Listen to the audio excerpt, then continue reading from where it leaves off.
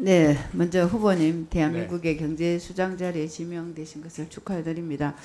기재부 장관은 부총리면서 대한민국의 경제 수장이라는 막중한 책무가 부여되는 자리이기 때문에 다른 국무위원들보다 더욱 타의 모범이 되어야 되고 또 도덕적이고 청렴해야 됩니다. 청문회가 시작되기 전에 언론에 뭐 겹치기 건무다, 예산 갑질이다, 부적절한 특별 보좌다, 부동산 농지 뭐 이런 등등등 의혹들이 많이 줄지어 나온 것에 대해서는 안타깝게 생각합니다. 아무튼 뭐 오얏 나무 아래서 가끔 고쳐 매지 말라고 하는데 후보자가 오늘 아마 특별히 잘 새겨드려야 할 말이 아닌가 생각을 합니다. 그럼에도 불구하고 후보자께서는 그 40여 년 가까이 그런 경제 파트에서 기재부에서 헌신과 업무 능력에 대해서 높이 평가하고 있는 것도 사실입니다. 그런 의미에서 후보자에게 대한민국의 난제에 대해서 물어보겠습니다. 그 우선에는 현안을 보면 지금 현재 기재부가 문제가 되는 미국과의 25% 상호 관세, 방위비 분담금, 전작권 환수 이슈 이렇게 모든 이슈가 몰려오고 있고 러시아와 중국과의 관계 설정 이런 것들이 경제와 굉장히 관련이 많습니다. 이런 현안 또 기재부 자체의 세제 정책 중에서도 오랫동안 손대지 못했고 방치해두었던 상속세, 근로소득세, 법인세, 부가가치세 등 과세 표준이나 세율을 어떻게 합리적으로 조정할 것인지 꽤나 풀기 어려운 숙제입니다. 그런데 이제 지금은 뭐 극한의 정치 대립도 워낙 단골의 난제이기도 하고요. 그런 중에서 또 이 통갈부수다 보니까 탄소 중립 시대를 준비하면서 원전과 재생에너지가 예산적인 측면이나 그런 어떻게 하면 양날개로 갈 수 있을지도 또한 난제라고 생각합니다. 그런 가운데 또 사회적으로는 저출생, 고령화 이런 문제들이 종합적인 문제가 있습니다. 그래서 이런 대한민국의 경제가 가장 풀기 어려운 난제가 많은데 결국은 후보자께서는 주식회사 대한민국을 만들어서 잘 해보겠다고 하셨는데 지금 이제 생각하시기에 이 난제 중에서 가장 어려운 난제가 뭐라고 생각하십니까? 진짜 그 난제가 너무 많습니다. 진짜 너무 많아가지고요. 예. 뭐 저출생 고령화도 이슈죠. 기후 변화에 대한 대응도 되고 있지 않죠. 또 국내적으로는 경쟁력 약화돼가 있죠. 예. 그다음에 양극화가 너무 심해가지고요. 진짜 어려운 계층이 자꾸 늘어나는 문제 있죠. 노인 문제 있죠. 청소년 문제 있죠. 장애인 문제 있죠. 맞습니다. 그러니까, 예. 너무 난제가 많고요. 아마 가슴이 무거우리라고 생각을 합니다.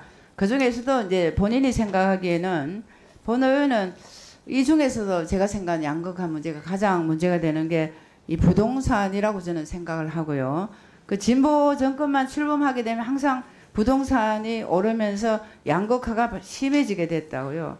그래서 지금 이번 정부도 특히 최근에 이제 부동산 문제가 일어나면서 그야말로 초양극화로 지금 가지 않냐 하는 우려가 있습니다.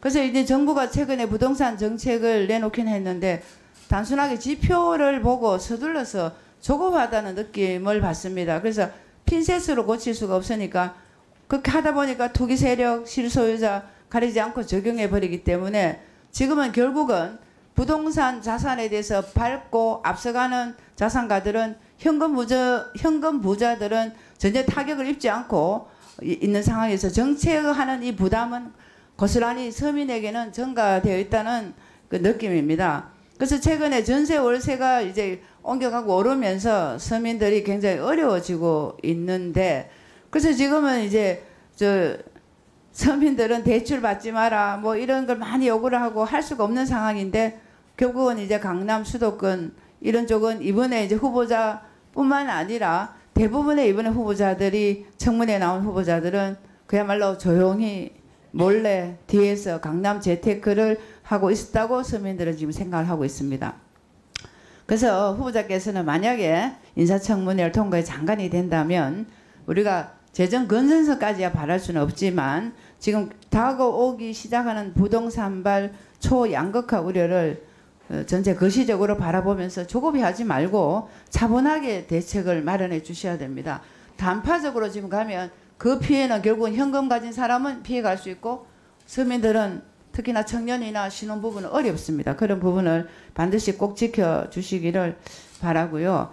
그래서 이제 한 가지를 더 말씀을 드리자면 그 민생회복 소비 쿠폰에 대해서 제가 늘 염려가 좀 많은데 이번에 어쨌든 여당의 단독으로 통과시켜서 민생회복 소비 쿠폰 같은 이런 정부의 소비 진작 정책을 지금 시행했고 다음 주부터는 이제 신청을 받아서 시행을 합니다. 알고 계시죠? 네네.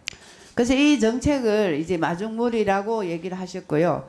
그렇지만 이 마중물이 펌프가 돼서 전체가 돌아야 되는데 오히려 이 한 바가지의 이 마중물이 한 숟가락 같은 효과로 선순환 효과를 가지지 못하면 어떻게 되냐 하는 그런 우려가 지금 많습니다.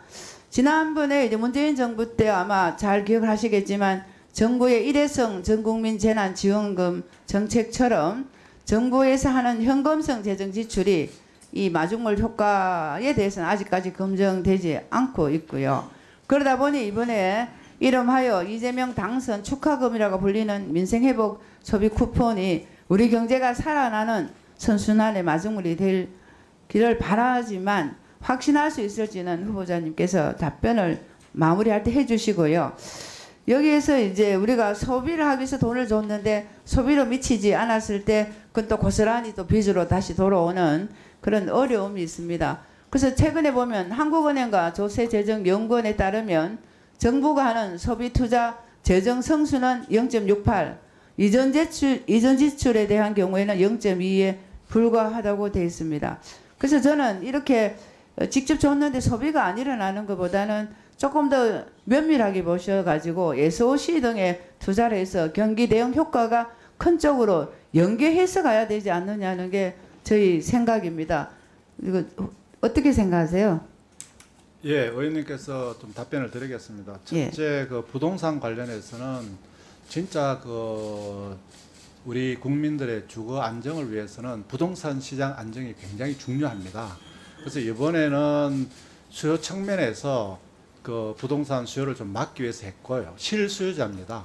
그리고 돈이 많다고 인해서 내가 6개월 이내에 가서 살아야 되기 때문에 돈이 많은 사람도 실수요자만 주택을 사게 되기 때문에 그런 효과가 있다고 보여지고요. 그럼에도 불구하고 수요만 저희들이 또 이렇게 부동산 시장 안정을 시킬 수 없기 때문에 공급도 최대한 또 할 수 있는 방안, 또 공급하는 과정에서 생길 수 있는 규제 이런 것도 찾아서 좀 해결하는 게 부동산 시장의 장기적인 안정화가 가능하다고 보여지고, 또 의원님께서 말씀하신 이 소비 쿠폰에 대해서는 사실 이렇습니다. 제가 그 여러 의원님들 질문에 말씀드린 것처럼 진짜 지금 상황이 굉장히 어렵습니다. 소비, 투자, 그리고 수출, 그다음에 성장률도 0% 내로 굉장히 어렵기 때문에 이런 상황 하에서 소비 쿠폰을 통해 가지고 진짜 지방에 가보면 이렇게 거의 이제 진짜 굉장히 어려워서 이제 도저히 못 견디겠다 하는 우리 국민들이 많습니다. 이분들에 대해서 일단 좀 당장 좀 견디낼 수 있게 하자. 근데 이걸 SOC로 주면 시간이 오래 걸립니다. 이게 돌아서 돌고 오는데 안 되니까 저희들이 이분들한테 시간 회임을 줄이기 위해서 좀 진짜 이게 싸줘서 이분들이 좀 진짜 체력을 해가 당장 이렇게 넘어지지 않도록 하겠다는 그런 목적을 했다는 말씀을 드리고, 저는 이런 단계적인 걸 통해서 소상공인들이 조금 숨을 쉬게 하고 여기에다가 소상공인들에 대해서 업종별로 경쟁력 제고를 하게 하고, 또 그 다음에 단순하게 무슨 돈 주기보다는 R&D를 통해 가지고 뭐 맛있는 음식을 만든다든지 뭘 경쟁력을 높일 수 있는 쪽으로 해서 장기적으로는 경쟁력을 갖도록 해서 이런 식의 지원보다는 이 물고기를 잡는 법을 가르쳐 주는 게 필요하다고 생각하기 때문에 의원님 말씀을 잘 되새겨서 문제가 없도록 그렇게 하도록 하겠습니다. 네. 네네.